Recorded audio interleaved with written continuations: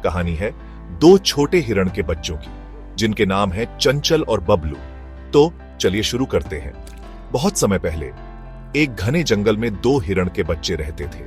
चंचल बहुत ही तेज और सक्रिय था, जबकि बबलू थोड़ा शांत और सोच समझकर काम करने वाला था। एक दिन जंगल में खेलते खेलते चंचल ने बबलू से कहा, चलो आज हम जंगल के दूसरे हिस्से में जाएं, वहां बहुत सारे पेड़ और फूल हैं। बबलू ने थोड़ी देर सोचा और फिर बोला, लेकिन हमें ध्यान रखना होगा कि हम कहीं दूर न चले जाएं।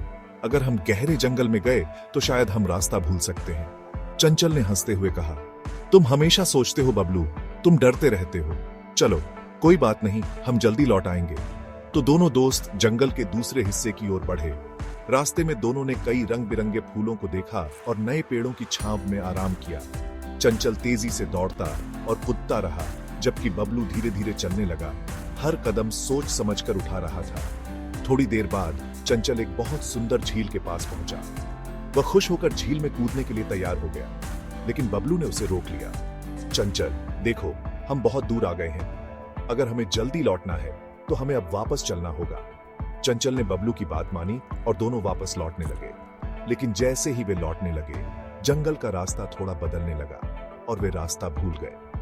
वे बहुत परेशान हो गए, क्योंकि उन्हें अब सही दिशा का पता नहीं चल रहा था।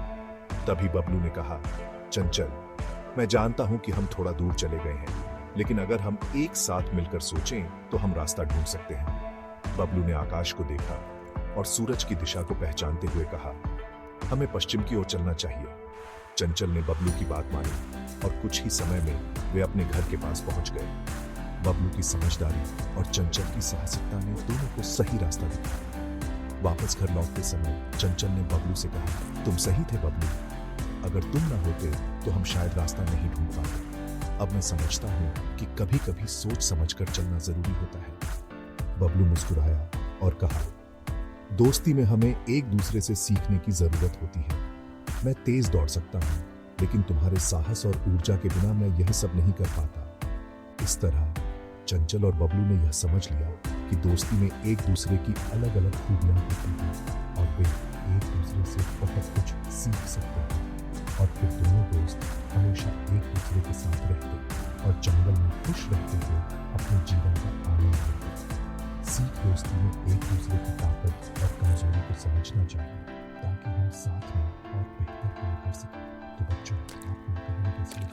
कमेंट में बताना मत भूलना और चैनल को सब्सक्राइब करना। धन्यवाद। Please like, share and subscribe to my YouTube channel.